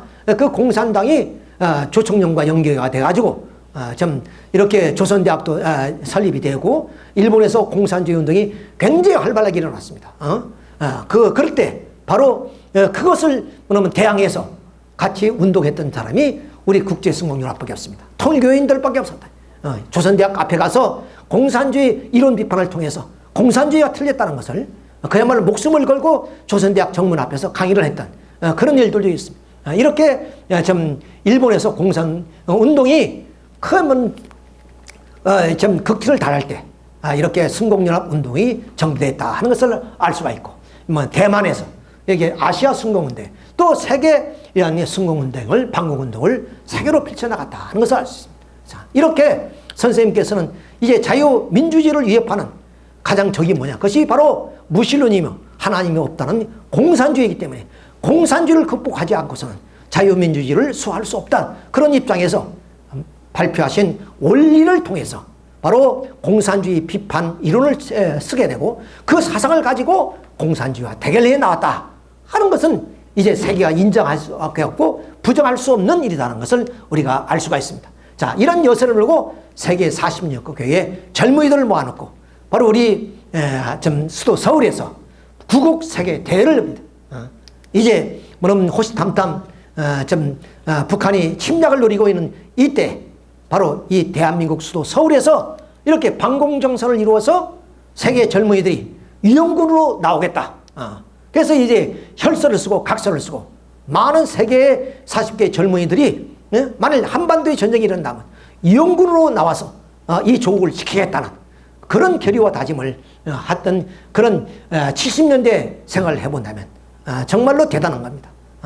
이렇게 좀 20년 전, 그러니까 1950년 피난 생활을 해서 75년에 이 대회를 했으니까 약 20년 정도밖에 안 됐습니다. 그 20년의 사이에 세계적인 조직을 만들고, 그 좀 법례골 토담집에서 좀 1년에 걸친 원리원본을 쓰시어 그 말씀을 선포해서 그 말씀을 통해서 세계 선교를 이루고 국제적인 그런 방공 조직을 만들어서 이런 구국대회를 할 수 있다는 것은 놀라운 기적 같은 일입니다. 하늘이 함께하지 않고서는 알 수 없는 그런 일들을 해내셨다 하는 것을 우리가 아셔야 되겠습니다. 자, 이런 성공을 기들을 통해서 결국 이제 1985년에 제네바에서 공산주의 종언을 선포합니다. 그 5년 후에 1991년에 소비에트 연방이 무너지는 그런 하나의 과정이 그냥 하루아침에 이루어진 것도 아니고, 그리고 또 하늘의 그런 역사로만 이루어진 게 아니라 문선명 선생님의 피눈물 나는 각고의 그러한 그 노력과 그리고 그분이 선포한 원리가 있었기 때문에 결국 공산주의가 오늘 이 지구상에서 종말을 고하게 되었다 하는 것을 말씀을 드릴 수 있습니다. 시간이 많이 가서 이제 세계 선교의 말씀을 드리고 마치도록 하겠습니다. 지금 보이는 사진이 세계 선교 뉴욕 센터입니다. 뉴욕 호텔이 바로 이 세계 선교 센터입니다. 이 센터를 중심해서 세계 선교가 이루어지는데, 여기에 바로 1992년에 3만 쌍 축복 결혼을 바로 올림픽 메인 스타디움에서 이렇게 치른 장면입니다. 이 세계의 젊은이들을 선생님이 직접 약혼을 해주시고 그들을 쌍을 채워줘서 이렇게 결혼하는, 이것은 역사 이래 누구도 해보지 못한, 어느 누구도 감히 세계 정치적인 지도자는 기라성 같은 사람들은 있지만은, 그러나 이런 하나의 사회적이고 문화적이고 그리고 이런 종교적인 측면에서의 이런 세계적인 행사를 한 사람은 역사상에 없어요. 자, 문총재님밖에 없다. 하나님께서 여러분 한번 박수 크게 한번 보내주시기 바랍니다. 예, 우렁찬 박수. 예. 좀 놀라운 일입니다. 자, 그러면 세계 선교가 어떻게 출발했냐? 바로 1959년에서부터 선생님께서는 굳은 각오와 결을 했어. 정말 이 시대에는 좀 꽁보리밥 먹는 시대였단 말이에요. 그런 시대에 제자 최봉춘 선교사를 바로 공주에 있는 그 갑사 절로 불러서 거기서 숙식을 하면서 뭐냐면 결단을 하게 됩니다. 그렇게 해서 그래서 58년이죠. 58년 5월 30일 날 이렇게 해서 그 최봉춘 선교사는 결심을 하고 7월 17일 바로 부산항에서, 그때는 국교가 되어진 상황이 아니기 때문에 밀항선을 타고 바로 이렇게 고꾸라항으로 들어가지만 불행스럽게도 일본 경시청에 체포가 되어집니다. 이게 체포돼서 다시 이제 오무라 형무소로 이제 구속이 되어집니다. 근데 어떻게든지 뭐냐면 그 선생님께서 당부하시는 뭐냐면 뜻을 이루기 전엔 절대로 돌아오지 말라, 이런 명령을 내렸어요. 아니면 천명을 내렸습니다. 죽는 난이 있더라도 뜻을 이루기 전에는 절대로 돌아와서는 안 된다는 굳은 각오를 가지고 한 그 선교사 입장에서는 이제 오무라 성에서 금식을 합니다. 그러니까 이제 그 당국에서는 좀 당혹할 수밖에 없고, 그래서 금식하다 보니까 이제 몸이 허약해지면 병원으로 이송이 되어집니다.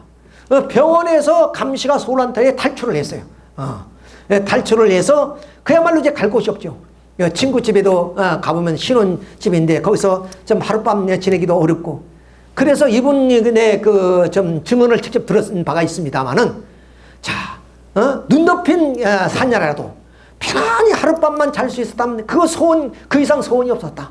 그러니까 몰리고 쫓기는 입장이에요. 이미 뭐냐면 이제 탈출을 했으니까. 자, 밀항자에다가 이런 또 이제 뭐냐면 감옥을 탈출했냐 그런 사람이기 때문에 지금 감시가 심하고, 그래서 공원에서 가서 잠을 자더라도 편안한 잠을 잘 수가 없어요. 감시가 검문검색에 걸리면은 그대로 잡히게 되는 입장이니까, 뜻을 이루기 전에는 오지 말라는 스승의 지금 말씀이 가슴속에 심어지는데 갈 수가 없다네. 그것이 당신이 그 간증에 그런 말씀하시고, 눈 덮인 사냐에 내가 눕더라도 편안하게 걱정 없이 하룻밤 자는 것이 자기 소원이었다, 이런 말씀 하시더라고요. 그만큼 긴박한 생활을 하면서 선교 활동을 시작하게 됩니다. 그때 누가 하느냐? 바로 입정성 교회, 입정성 교회, 일본의 그 일정 뭐 이런 그 불교 어떤 교단이 있는데 그 교회에서 갈라져 나온 그런 신흥 종교입니다. 불교 계통의 교회인데 그 입정교 성회의 비서실장이에요. 이 사람이 총회장의 비서실장이에요. 그러니까 이 비서실장이 돌아가시면 이 사람이 총회장이 될 사람이에요. 이 사람을 그 사람이 바로 구복기 오삼이라는 사람입니다. 이 사람이 그 화려한 직책을 다 버리고 나와서 바로 통일교로 입교해가지고 이제 돈이 없으니까 이렇게 폐품을 모아가지고 그 폐품을 가지고 선교 활동을 하는 거예요. 이렇게 일본 통일교가 시작이 됐습니다. 그래서 이런 그 선교 활동을 통해서 도쿄대학, 와세다대학 이런 학생들이 마침 우리가 이화여대 그리고 연세대 학생들이 물들어오듯이 이렇게 전도되죠. 그래서 일본은 엘리트 계층을 중심으로 해서 선교가 이루어졌습니다. 그래서 지금도 세계에서 가장 선교가 잘 이루어진 곳이 바로 일본이라고 말씀을 드릴 수 있는데 이런 참 눈물겨운 사회를 안고 좀 해외 선교가 시작이 되었다 하는 것을 알 수 있고 그럼 미국 선교는 어떻게냐? 바로 이 이화여대 교수였던 김영원 선교사가 59년에 바로 LA로 파송이 되었습니다.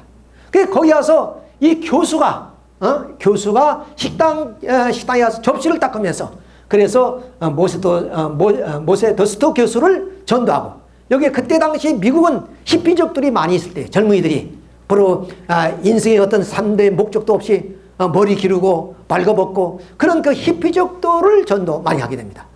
사회에 많은 공헌을 하는 그런 운동이 벌어지게 되죠. 자, 이분이 바로 김영원 선교사입니다. 상당히 미인이시고 그리고 처녀분이시에요. 시집도 안 가시고 이런 분이 좀 홀로 이렇게 미국의 서쪽 LA 쪽으로 가서 이렇게 선교 활동을 하시게 되고 그 62년에 박보이 소령이 바로 워싱턴, 이게 동부 쪽이죠. 워싱턴으로 파송이 되는데 이때는 육군 소령이었으니까 미 대사관 무관으로 가는 거예요. 그냥 선교사로만 가는 것이 아니라 그 무관으로 가서 거기서 살면서 선교 활동을 하고 끝내 이제 그 무관직을 그만두고 선교사로서 활동을 하게 됩니다만은 이렇게 해서 미국이 동부와 서부를 이렇게 박보이 선생과 그리고 김영원 교수가 맡아서 이 미국 선교가 시작이 돼서 미국이 그렇게 교회가 세워지게 되었다 하는 말씀을 드리게 됩니다. 자, 이것이 박보이 선교사가 바로 미국 가는 그런 모습입니다. 이렇게 가족이 이제 가게 되는 거예요. 그래서 전속 나온 선생님 모습이고. 그래서 선생님은 이 분들을 보내놓고 단잠을 이룰 수 있겠습니까? 스승으로서 부모로서의 그 험난한 그 개척의 길을 가는데 뭐냐면 같은 그 민족끼리 개척하는 것도 어려운데 이방 땅에 가서 가는 그러니까 이런 그 상박산에 올라가서 깊은 고뇌의 기도를 하면서 이들이 죽지 않고 살아나서 바로 미국 땅에 청기도 교회들을 전도해가지고 뭐냐면 세계 구원의 섭리를 이루고자 하는 그런 간절한 마음이 참 애타는 심정으로 기도하는 그런 모습을 우리가 볼 수가 있습니다. 그렇게 해서 세계 선교가 이루어졌지 뭐 어느 날 갑자기 이렇게 이루어진 것이 아니다. 하나에서 10까지 모두가 눈물겨운 사연과 한 많은 사연들을 가슴에 안고 조국을 떠나서 그렇게 눈물겹게 선교를 해서 일본이나 미국이나 세계 선교가 이루어졌다 하는 사실을 우리 식구님도 우리 평화자들도 가슴 깊이 알아야 돼. 이것은 하나의 조국뿐 아니라 세계 구원의 역사를 이룩하기 위해서 선생님은 평생에 이런 길을 걸어왔다는 사실을 우리가 결코 잊어서는 아니 된다는 말씀을 여러분에게 드리게 됩니다. 자, 그 이후에 선생님께서는 120명을 선발해서 세계 선교사를 보내려고 했지만은 당시에 우리나라는 그야말로 좀 후진국이기 때문에 비자 발급이 이루어지지 못해서 그것이 이제는 일본 선교사로 중심해서 세계 선교가 이루어지게 됩니다. 원래는 우리 한국 사람부터 출발이 되어야 되는데 자, 그 후에 71년도 그러니까 법내걸 토담집에 지어서 그때 53년도 아니에요? 거기서 70년이면 약, 한 20년밖에 안 되죠. 야, 그 기간에 선생님이 세계적 기반을 닦고 세계 40개국의 순회를 할 수 있는 그런 세계적 기반을 닦게 되었다. 정말로 놀라운 일입니다. 하늘이 함께하지 않고서는 이루어질 수 없는. 그래서 일본에 가서 이게 환영을 받는 그런 일본 6개 지방 순회를 합니다. 6개 지방에 이렇게 젊은이들이 이렇게 모이는 거예요. 이렇게. 아니 어떤 스승이 가서 뭐 도시마다 자기가 연설하고 싶다 해서 사람들이 그런 데서 몰려옵니까? 그런 기반이 없으면 안 되는 거예요. 그래서 일본 선교가 58년에 이루어졌는데 바로 65년이면 얼마나 됩니까? 바로 몇 년 안 돼요. 10년도 안 된 사이에 이렇게 6개의 도시를 쓰면서 구름대처럼 젊은이들 있죠. 노인들이 아니라 다 젊은이들이. 이런 가운데는 전부 다 엘리트 계층에 있는 그런 학생들이 뭐냐면 모여드는 이런 운동이 여러분 이렇게 이루어졌다 하는 것은 놀라운 기적 같은 일이에요. 미국에 도착합니다. 65년 2월 10일에. 그래서 김영은 선교사는 다시 영국 선교를 위해서 떠나게 되시고 영국 선교사로 보내고 그리고 그럼 이태리 그리고 독일, 오스트리아, 네덜란드 이런 브라질, 요르단 이런 데로 이제 선교사를 보내게. 그러니까 세계 선교가 이제 시작이 되어지는 겁니다. 급기야 이렇게 참 이렇게 반세기 20년도 채 안 되는 그런 기간에 이렇게 세계 선교가 이루어지고 그래서 당시에 그 좀 전직 대통령입니다만 바로 이 아이젠하워 대통령을 만나게 되죠. 대통령 만나서 바로 공산 세력이 세계화 접화되어가는 과정 속에서 이제 우리 미국이 새롭게 청교도 정신이 살아나지 않고서는 세계 경찰 국가로서의 공산주의를 우리가 막을 수 없다. 그러니까 도덕적으로 이 미국이 새롭게 깨어나야 된다. 그래서 나는 바로 이 좀 병들어 있는 미국을 고치기 위해서 이사로서 왔고 불타는 이 미국을 불을 끄기 위해서 소방서로 왔다고 이렇게 당당하게 말씀하시는 이런 모습을 우리가 볼 수가 있습니다. 얼마나 선생님이 당당하십니까? 그 좀 엄숙하고 그런 엄한 대통령 앞에서 빨리 자기 소신을 말하면 밝힌 그런 모습들 우리가 볼 수가 있습니다. 자, 그래서 이 미국에서 5개국 700여 명이 순회 전도를 만나서 53개의 도시에 말하면 이렇게 순회 공연을 하게 됩니다. 아까 일본에서는 6개 도시에 했죠. 이렇게 강연을 하게 된. 그러니까 이런 것들이 그냥 하루아침이 되어지는 것이 아니란 말이야. 그러니까 이렇게 선교를 해서 그 선교사들이 피눈물 나는 그런 그 좀 고난의 길이 있었죠. 거기서 폭발적인 이런 그 좀 선교 활동이 이루어져서 그야말로 미국이 새로워지는 그런 하나의 입장인 것을 우리가 보게 됩니다. 자, 이렇게 해서 곳곳마다 가는 도시마다 이런 상황에 이런 그 좀 진리 선포가 이루어지고 미국이 새롭게 재건되어지는 그런 일들이 일어나게 됩니다. 그리고 그때 당시에 닉슨이 워터게이트 사건에 의해서 코너에 몰리고 있었습니다. 만약에 미국 대통령이 말해 이런 좀 부정선거죠. 쉽게 말하면 그런 그 워터게이트에서 물러나게 되면 미국이 얼마나 혼란하고 그때 이제 뭐냐면 이 월남전이 이제 일어나는 그런 상황 속에서 이 자유국가가 방황할 수밖에 없잖아요. 그러니까 비록 잘못했다 할지라도 용서하라 사랑하라는 그런 구호를 이제 내리시게 됩니다. 선생님이. 그래서 직접 미국에서 미국 국민을 향해서 비록 그가 잘못했다 할지라도 앞으로 이 자유민주주의 이 종주국인 미국이 올바로 서기 위해서는 그를 용서하고 그를 사랑해야 된다는 그런 말씀을 해서 백악관에 가서 닉슨 대통령을 만나는 그런 장면이기도 합니다. 자, 그래서 이제 마지막 피날레가 뭐냐? 워싱턴 DC에는 모뉴먼트 광장입니다만 대단히 넓은 데죠. 저 모뉴먼트 탑에서부터 아브라함 링컨이 있는 동산까지 엄청난 거리에 거기에 30만 명이 모여서 이런 좀 미국에 대한 하나님의 희망이란 그런 하나의 선포를 하겠습니다. 하나님은 미국에 대한 희망을 갖고 있다. 프리턴들이 좀 그 1620년 메이플을 타고 미국을 건국할 때 하나님은 이 땅에 메시아를 보내기 위해서 준비해 오셨다. 그 메시아를 이 땅에 보내기 위해서는 바로 좀 20세기의 로마와 같은 박스 아메리카가 필요했던 거예요. 그런 것을 준비해 놓았던 미국이 이제는 불륜과 또한 그 좀 사회의 많은 부조리와 정치적인 그런 문제들을 통해서 부패하고 타락하는 이 미국을 새롭게 프리턴 정신으로 뭐냐면 이제 새롭게 혁명을 일으켜서 미국이 희망을 가져야 된다는 그런 말씀이에요.